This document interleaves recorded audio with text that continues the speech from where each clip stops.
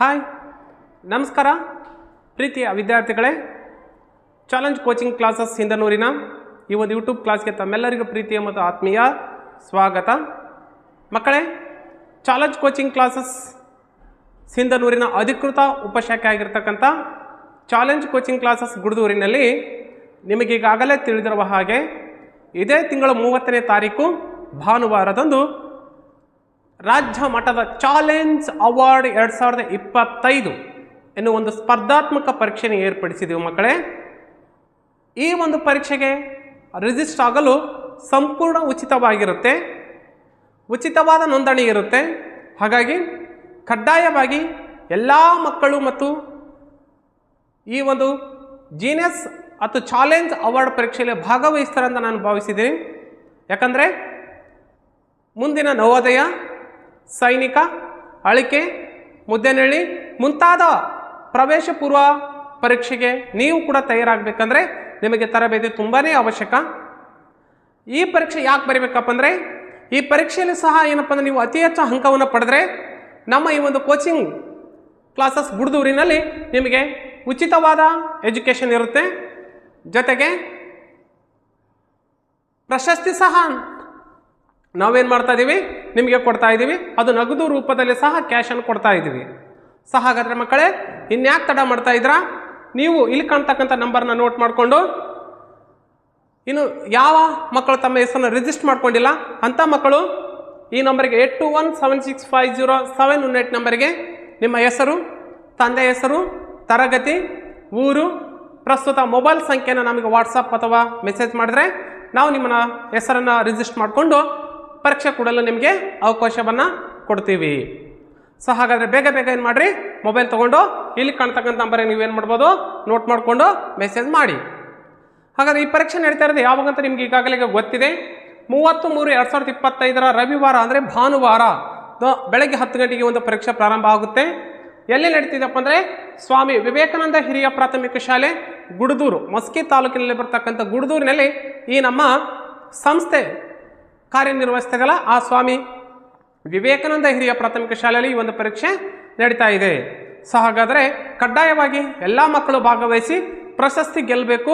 ಪ್ರಶಸ್ತಿ ಗೆಲ್ಲುವ ನಿಟ್ಟಿನಲ್ಲಿ ಈ ಒಂದು ಪರೀಕ್ಷೆಗೆ ತಯಾರಿಯನ್ನು ಆರಂಭಿಸಿ ಈಗಾಗಲೇ ಅಂತ ಹೇಳ್ತಾ, ಹಾಗಾದರೆ ಈ ಒಂದು ಚಾಲೆಂಜ್ ಅವಾರ್ಡ್ ಪರೀಕ್ಷೆಗೆ ಸಂಬಂಧಪಟ್ಟಂತೆ ಯಾವ ರೀತಿಯಾಗಿ ಪ್ರಶ್ನೆಗಳನ್ನು ಕೇಳಬಹುದು, ಸಂಭವನೀಯ ಪ್ರಶ್ನೆಗಳು ಯಾವ ರೀತಿಗೆ ಬರ್ಬೋದು ಅನ್ನೋ ಒಂದು ಮಾದರಿ ಪ್ರಶ್ನೆಗಳನ್ನು ನಾನು ನಿಮ್ಮ ಮುಂದುಗಡೆ ಇವತ್ತು ಚರ್ಚೆ ಮಾಡ್ತಾ ಇದ್ದೀನಿ.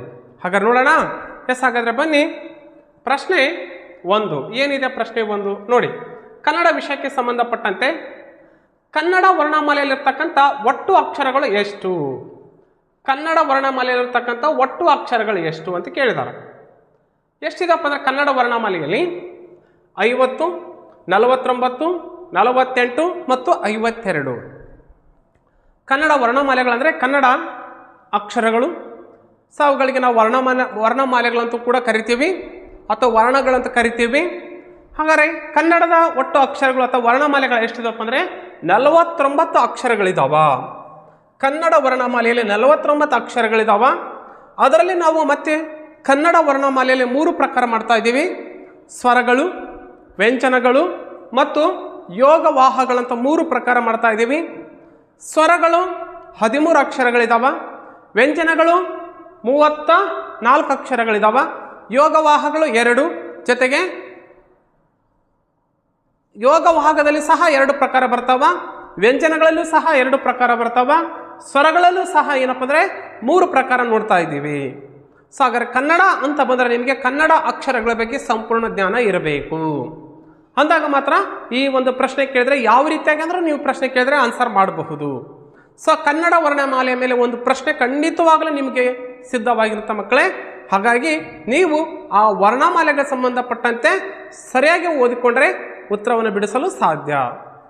Okay, yes. ಮುಂದಿನ ಪ್ರಶ್ನೆ 2 ಏನಿದೆ? ಪ್ರಶ್ನೆ 2 ನೋಡ್ರಿ, ಸಹಾಯ ಪದವನ್ನು ಬಿಡಿಸಿ ಬರೆದಾಗ, ಸಹಾಯ ಅನ್ನುವ ಪದವನ್ನು ಬಿಡಿಸಿ ಬರೀಬೇಕು. ಸ್ವರಗಳನ್ನು ಮತ್ತು ವ್ಯಂಜನಗಳನ್ನು ವಿಧವಾಗಿ ಬಿಡಿಸಿ ಬರೀಬೇಕು. ಹೇಗೆ ಬರೀಬೇಕು? ಸಹಾಯ ಸಹಾಯ ಸಹಾಯ ಅಂತಕ್ಕಂಥ ಅಕ್ಷರದಲ್ಲಿ ಸ್ವರಗಳು ತೆಗಿಬೇಕು. ನೋಡ್ರಿ, ಸ ಅನ್ನುವ ವ್ಯಂಜನಕ್ಕೆ ಅ ಸ್ವರ ಸೇರಿದಾಗ ಏನಾಯಿತು? ಸ ಅಂತಕ್ಕಂಥ ವ್ಯಂಜನಾಕ್ಷರ ಆಯಿತು, ಗುಣಿತಾಕ್ಷರ ಆಯಿತು. ಹೌದಿಲ್ಲ? ಅದೇ ರೀತಿಯಾಗಿ ಹ ಅಂತಕ್ಕಂಥ ವ್ಯಂಜನಕ್ಕೆ ಆ ಅಂತಕ್ಕಂಥ ಸ್ವರ ಸೇರಿದರೆ ಹ ಅಂತಕ್ಕಂಥ ಗುಣಿತಾಕ್ಷರ ಆಯಿತು.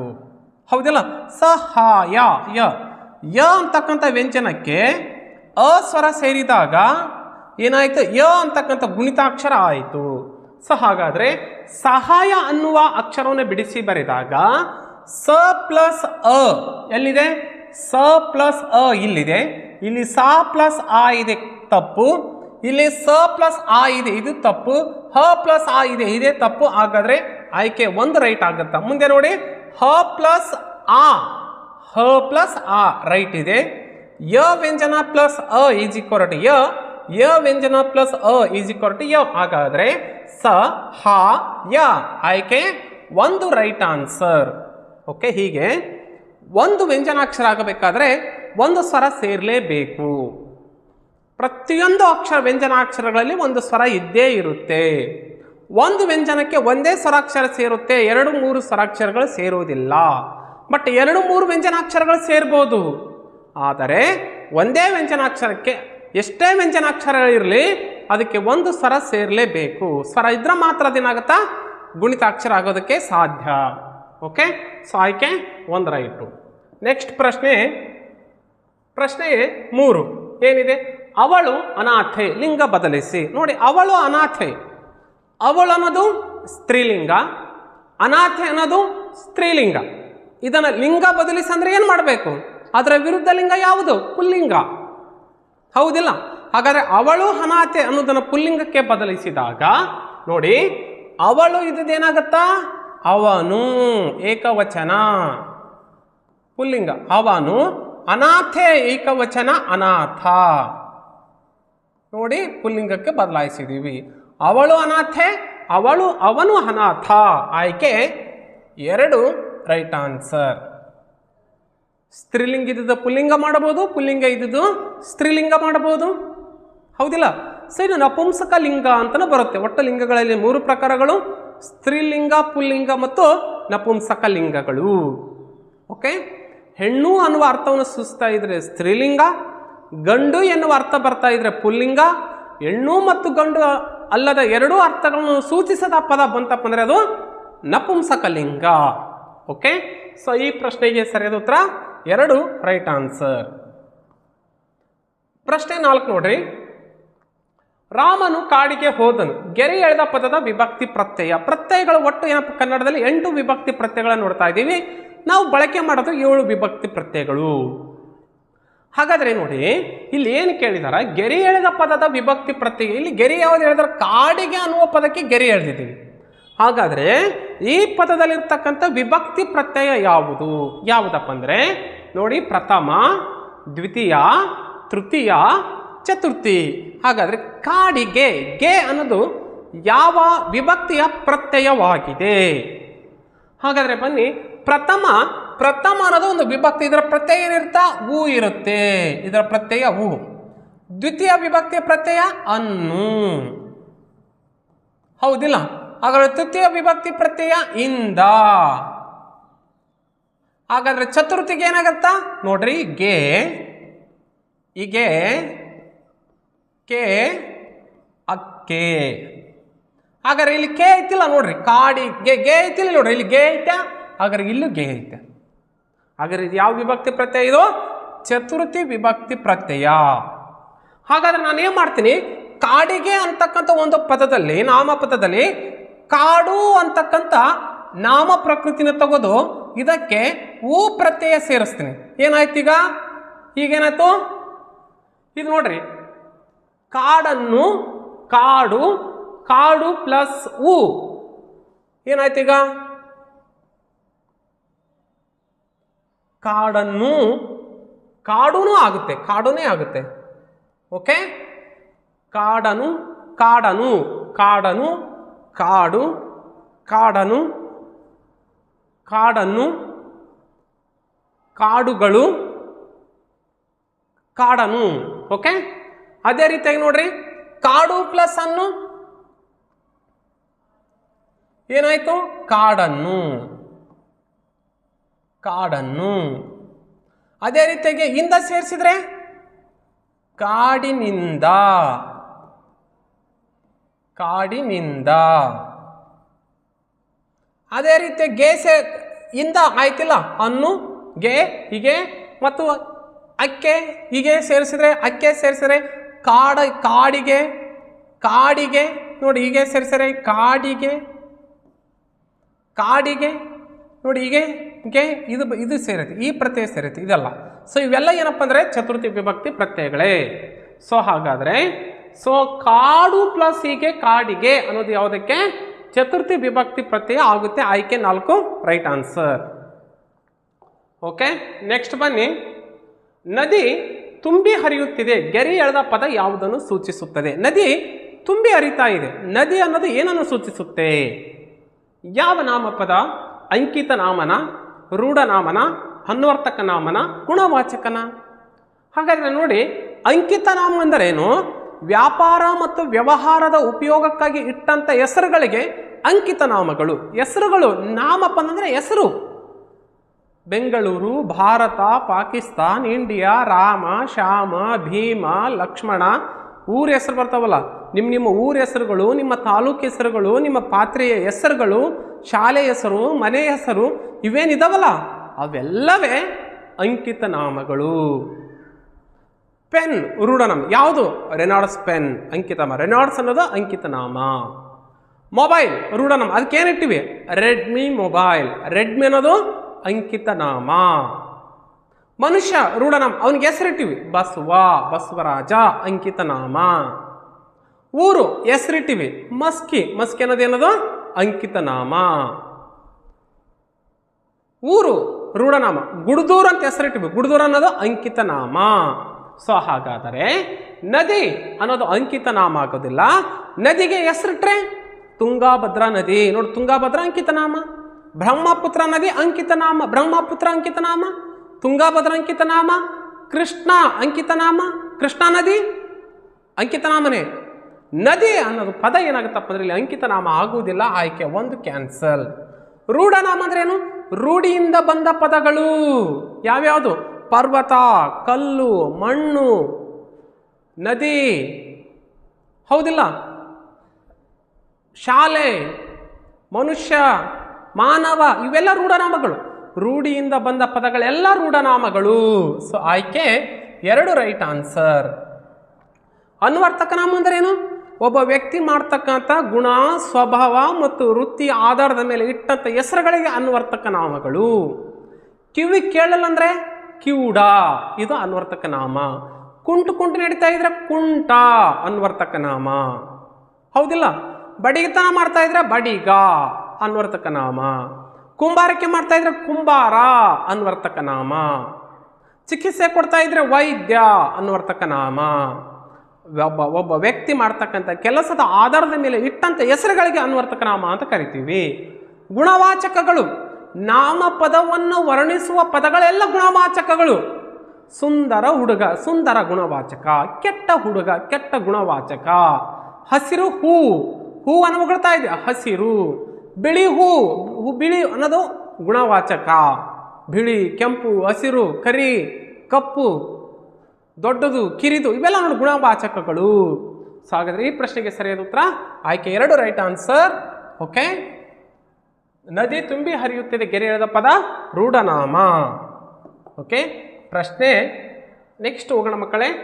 ನಮ್ಮ ಸಿಂಧನೂರು ಚಾಲೆಂಜ್ನ ಅಧಿಕೃತ ಉಪಶಾಖೆ ಆಗಿರ್ತಕ್ಕಂಥ ಚಾಲೆಂಜ್ ಕೋಚಿಂಗ್ ಕ್ಲಾಸಸ್ ಗುಡ್ದೂರು, ಈ ನಮ್ಮ ತರಬೇತಿ ಕೇಂದ್ರ ಸೈನಿಕ, ನವೋದಯ, ಕಿತ್ತೂರು, ಮೊರಾರ್ಜಿ ತರಬೇತಿ ಕೇಂದ್ರವು ಮಸ್ಕಿ ತಾಲೂಕಿನ ಗುಡ್ದೂರಿನಲ್ಲಿ ನಮ್ಮ ಸಂಸ್ಥೆ ಕಾರ್ಯನಿರ್ವಹಿಸ್ತಾ ಇದೆ. ಮಕ್ಕಳೇ, ನಮ್ಮ ಸಂಸ್ಥೆಯಿಂದ 2024 ಮತ್ತು 25ನೇ ಸಾಲಿನಲ್ಲಿ ಒಟ್ಟು 5 ವಿದ್ಯಾರ್ಥಿಗಳು, 5ರಿಂದ 6 ವಿದ್ಯಾರ್ಥಿಗಳು ಸಹ ಏನು ಮಾಡಪ್ಪ ಅಂದರೆ ನಮ್ಮ ಚಾಲೆಂಜ್ ಕೋಚಿಂಗ್ ಕ್ಲಾಸಸ್ ಗುಡ್ದೂರಿಂದ ಆಯ್ಕೆ ಆಗಿದ್ದಾರ. ಇನ್ನೂ ಒಂದು ಏನಪ್ಪ ಅಂದರೆ ಇನ್ನೂ 2 ಲಿಸ್ಟಲ್ಲಿ ನಾವು ಹಾಕಿಲ್ಲ. ಯಾಕಪ್ಪ ಅಂದರೆ ಅದು 2ನೇ ಲಿಸ್ಟಲ್ಲಿ ಸೆಲೆಕ್ಷನ್ ಆದಂಥ ಮಕ್ಕಳು. ಅಷ್ಟೇ ಅಲ್ಲ, ಈ ಒಂದು 2024-25ನೇ ಸಾಲಿನಲ್ಲಿ ಸೈನಿಕ ಶಾಲೆಗೆ 25 ವಿದ್ಯಾರ್ಥಿಗಳು ಅರ್ಹತೆಯನ್ನು ಪಡೆದುಕೊಂಡಿದ್ದಾರೆ. ಇದು ಈ ನಮ್ಮ ಸಂಸ್ಥೆಯ ಒಂದು ಸಾಧನೆ ಅಂತ ನಾವು ಹೇಳ್ಬೋದು. ನೀವು ಕೂಡ ನವೋದಯ ಆಗಿರ್ಬೋದು, ಸೈನಿಕ, ಕಿತ್ತೂರು, ಬೇರೆ ಬೇರೆ ವಸತಿ ಶಾಲೆಗೆ ಆಯ್ಕೆ ಆಗಬೇಕಾದರೆ ಇನ್ಯಾಕೆ ತಡ ಮಾಡ್ತಾ ಇದ್ದೀರಾ? ಬೇಗ ಬೇಗ ಏನು ಮಾಡ್ತೀರಿ, ಇಲ್ಲಿ ಕಾಣ್ತಕ್ಕಂಥ ನಂಬರ್ನ ನೋಟ್ ಮಾಡಿಕೊಂಡು ನಿಮ್ಮ ಹೆಸರನ್ನು ನೋಂದಣಿ ಮಾಡಿಕೊಂಡು ಈಗಲೇ ಪ್ರವೇಶವನ್ನು ಪಡೆದುಕೊಳ್ಳಿ. ಈಗಾಗಲೇ ಬೇಸಿಗೆ ತರಬೇತಿಯ ತರಗತಿಗಳು ಪ್ರವೇಶಗಳು ಪ್ರಾರಂಭವಾಗಿದ್ದಾವೆ. ಏಪ್ರಿಲ್ 5ರಂದು ತರಗತಿಗಳು ಪ್ರಾರಂಭ ಆಗ್ತಾ ಇದ್ದಾವೆ ಮಕ್ಕಳೇ. ಸೊ ಹಾಗಾಗಿ ಇನ್ನೂ ತಡ ಮಾಡಬೇಡಿ, ಮೊದಲು ಬಂದವರಿಗೆ ಪ್ರಥಮ ಆದ್ಯತೆ. ಓಕೆ, ಎಸ್, ಮುಂದಿನ ಪ್ರಶ್ನೆ ನೋಡೋಣ. ಎಸ್ ಮಕ್ಕಳೇ, ಈ ಒಂದು ಚಾಲೆಂಜ್ ವರ್ಡ್ಗೆ ಸಂಬಂಧಪಟ್ಟಂತೆ ಸಾಮಾನ್ಯ ಜ್ಞಾನದ ಮೇಲೂ ಕೂಡ ನಾವು ಪ್ರಶ್ನೆಯನ್ನು ಕೇಳ್ತೀವಿ. ಪ್ರಶ್ನೆ 6 ನೋಡಿ, ಮಾನವನ ದೇಹದಲ್ಲಿರುವ ಮೂಳೆಗಳ ಸಂಖ್ಯೆ ಎಷ್ಟು ಅಂತ ಕೇಳಿದ್ದಾರೆ. ಮಾನವನ ದೇಹದಲ್ಲಿರ್ತಕ್ಕಂಥ ಮೂಳೆಗಳ ಸಂಖ್ಯೆ ಇದೊಂಥರ ಬಹಳ ಪ್ರಸಿದ್ಧವಾದ ಪ್ರಶ್ನೆ. ಇದು ಎಷ್ಟಿದಪ್ಪ ಅಂದರೆ 206, 150, 70, 20 ಎಷ್ಟಿದಾವ? 206 ಮೂಳೆಗಳಿದಾವ. ಮಾನವನ ದೇಹದಲ್ಲಿರ್ತಕ್ಕಂಥ ಒಟ್ಟು ಮೂಳೆಗಳ ಸಂಖ್ಯೆ ಎಷ್ಟು? 206. ಎಸ್ ಮಕ್ಕಳೇ, ಎಸ್. ಹಾಗಾದ್ರೆ ಮುಂದಿನ ಪ್ರಶ್ನೆಗೆ ಹೋಗೋಣ. ಪ್ರಶ್ನೆ ಸಂಖ್ಯೆ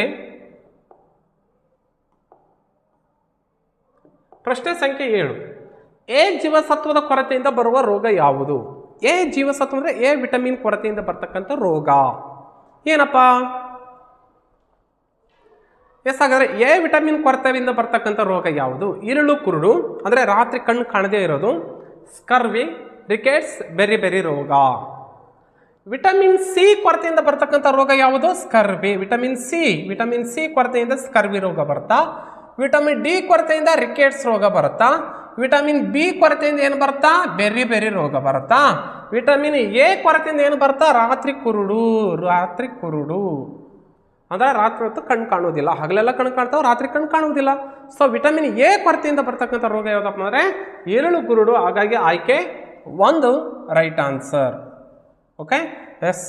ಮುಂದಿನ ಪ್ರಶ್ನೆ. ಓಕೆ, ಪ್ರಶ್ನೆ ಸಂಖ್ಯೆ 8. ನಗಿಸುವ ಅನಿಲ.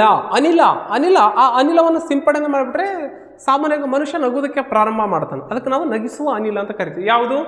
ನೈಟ್ರಿಕ್ ಆಕ್ಸೈಡ್, ಪಾದರಸ, ಅಬ್ರಕ ಮತ್ತು ಹಿಮೋಗ್ಲೋಬಿನ್. ನೋಡ್ರಿ, ನಗಿಸುವ ಅನಿಲ ಯಾವುದಪ್ಪ ಅಂದರೆ ನೈಟ್ರಿಕ್ ಆಕ್ಸೈಡ್. ಈ ಅನಿಲ ಸಿಂಪಡಣೆ ಮಾಡಿಬಿಟ್ರೆ ಸಾಕು, ಆ ವ್ಯಕ್ತಿ ಸುಮ್ಮನೆ ಇದ್ದವ ನಗೋಕ್ಕೆ ಸ್ಟಾರ್ಟ್ ಮಾಡಿಬಿಡ್ತಾನೆ ತನ್ನಷ್ಟಕ್ಕೆ ತಾನೇ. ಓಕೆ, ದ್ರವ ರೂಪದ ಲೋಹ ಯಾವುದು ಅಂದರೆ ಪಾದರಸ. ಅಬ್ರಕಕ್ಕೆ ನಾವು ಕಾಗೆ ಬಂಗಾರ ಅಂತ ಕರಿತೀವಿ. ರಕ್ತ ಕೆಂಪಾಗಿರಲು ಕಾರಣ ಹಿಮೋಗ್ಲೋಬಿನ್. ಸೊ ಹಾಗಾದರೆ ನಗಿಸುವ ಅನಿಲ ಯಾವುದು? Nitric oxide. ಓಕೆ, ಸೊ 4 ಮತ್ತು 5ನೇ ತರಗತಿಯಲ್ಲಿ ಈ ಒಂದು ವಿಷಯವನ್ನು ಮೆನ್ಷನ್ ಮಾಡಿದರೆ ಸರಿಯಾಗಿ ಓದ್ಕೋಬೇಕು. ಓಕೆ, ನೆಕ್ಸ್ಟ್ ಕ್ವಶನ್ ನೋಡ್ರಿ. ಭಾರತದ ಪ್ರಾಚೀನ ಮಹಾಕಾವ್ಯಗಳು. ಭಾರತದ 2 ಮಹಾಕಾವ್ಯಗಳು ಯಾವ್ಯಾವಪ್ಪ ಅಂದರೆ ರಾಮಾಯಣ ಮತ್ತು ಮಹಾಭಾರತ. ಮಹಾಭಾರತ ದ್ವಾಪರ ಯುಗದಲ್ಲಿ ನಡೆದರೆ ರಾಮಾಯಣದ ತ್ರೇತಾಯುಗದಲ್ಲಿ ನಡೆಯುತ್ತೆ. ರಾಮಾಯಣದಲ್ಲಿ ರಾಮ ಲಕ್ಷ್ಮಣ ಬರ್ತಾರೆ, ಮಹಾಭಾರತದಲ್ಲಿ ಕೌರವರು ಪಾಂಡವರು ಬರ್ತಾರೆ. ಹೌದಿಲ್ಲ? ಸೊ ಹೀಗೆ ರಾಮಾಯಣ ಮತ್ತು ಮಹಾಭಾರತ ಭಾರತದ ಪ್ರಾಚೀನ ಅತಿ ಹಳೆಯ ಮಹಾಕಾವ್ಯಗಳು ಅಂತ ಕರಿತೀವಿ. ಸೊ ಹಾಗಾದ್ರೆ ಆಯ್ಕೆ 1 ರೈಟ್ ಆನ್ಸರ್. ಕುರಾನ್ ಇಸ್ಲಾಂ ಧರ್ಮದ ಪವಿತ್ರ ಗ್ರಂಥ. ಯಾವುದು? ಕುರಾನ್ ಇಸ್ಲಾಂ ಧರ್ಮದ ಪವಿತ್ರ ಗ್ರಂಥ. ಇಸ್ಲಾಂ ಅಂದರೆ ಯಾವುದು? ಮುಸ್ಲಿಂ ಧರ್ಮ. ಬೈಬಲ್ ಕ್ರೈಸ್ತ ಧರ್ಮದ ಪವಿತ್ರ ಗ್ರಂಥ. ಕ್ರೈಸ್ತ ಧರ್ಮದ ಪವಿತ್ರ ಗ್ರಂಥ ಯಾವುದಪ್ಪ ಅಂದರೆ ಬೈಬಲ್.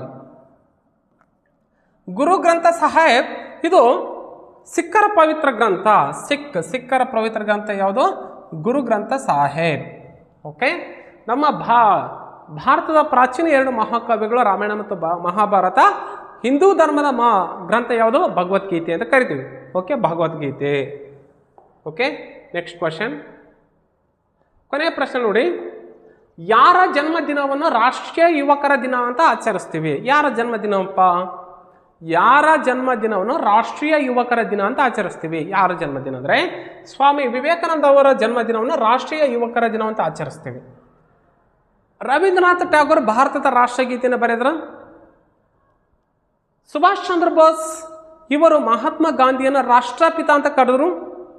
ವಲ್ಲಭಾಯ್ ಪಟೇಲ್ ಮಹಾತ್ಮ ಗಾಂಧೀಜಿಯವರನ್ನು ಬಾಪೂಜಿ ಅಂತ ಕರೆದ್ರು. ಹೌದಿಲ್ಲ? ಮಹಾತ್ಮ ಗಾಂಧೀಜಿ ನಮ್ಮ ದೇಶದ ರಾಷ್ಟ್ರಪಿತ. ಭಾರತ ದೇಶದ ರಾಷ್ಟ್ರಪಿತ ಯಾರು? ಮಹಾತ್ಮ ಗಾಂಧೀಜಿ.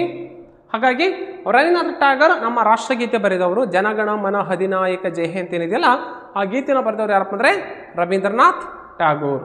ಸೊ ಹಾಗಾದರೆ ಯಾರ ಜನ್ಮದಿನವನ್ನು ರಾಷ್ಟ್ರೀಯ ಯುವಕರ ದಿನವನ್ನು ಆಚರಣೆ ಮಾಡ್ತೀವಿ ಅಂದರೆ ಸ್ವಾಮಿ ವಿವೇಕಾನಂದರ ಜನ್ಮದಿನವನ್ನು ರಾಷ್ಟ್ರೀಯ ಯುವಕರ ದಿನವನ್ನಾಗಿ ಆಚರಣೆ ಮಾಡ್ತೀವಿ. ಓಕೆ, ಎಸ್ ಮಕ್ಕಳೇ. ನೆಕ್ಸ್ಟ್ ಪ್ರಶ್ನೆ. ಎಸ್ ಮಕ್ಕಳೇ, ನೋಡಿ ಇದಾಗಿತ್ತು ಇವತ್ತಿನ ಕ್ಲಾಸ್. ಮಕ್ಕಳೇ, ನಿಮಗೆ ಈಗಾಗಲೇ ತಿಳಿದಿರುವ ಹಾಗೆ ಮತ್ತೆ ಹೇಳುವ ಅವಶ್ಯಕತೆ ಇಲ್ಲ, ಆದರೂ ಹೇಳ್ತೀನಿ ಇನ್ನೊಂದು ಸಾರಿ. ಇದೇ ತಿಂಗಳು ಮಾರ್ಚ್ 30ರಂದು ಚಾಲೆಂಜ್ ಅವಾರ್ಡ್ ಅನ್ನುವ ಒಂದು ಸ್ಪರ್ಧಾತ್ಮಕ ಪರೀಕ್ಷೆ ಇದೆ. ಈ ಪರೀಕ್ಷೆ ರಿಜಿಸ್ಟರ್ ಮಾಡ್ಕೊಳ್ಳೋಕ್ಕೆ ಸಂಪೂರ್ಣ ಉಚಿತ ಇದೆ. ಪ್ರಸ್ತುತ 3 ಮತ್ತು 4ನೇ ತರಗತಿ ವಿದ್ಯಾರ್ಥಿಗಳಿಗೆ ಮಾತ್ರ ಈ ಒಂದು ಪರೀಕ್ಷೆ ಏರ್ಪಡಿಸಲಾಗಿದೆ. ಅತಿ ಹೆಚ್ಚು ಅಂಕ ಪಡೆದ ವಿದ್ಯಾರ್ಥಿಗಳಿಗೆ ನಮ್ಮ ಸಂಸ್ಥೆಯಿಂದ ಬಹುಮಾನ ಪ್ರೈಸನ್ನು ಕೊಡ್ತೀವಿ.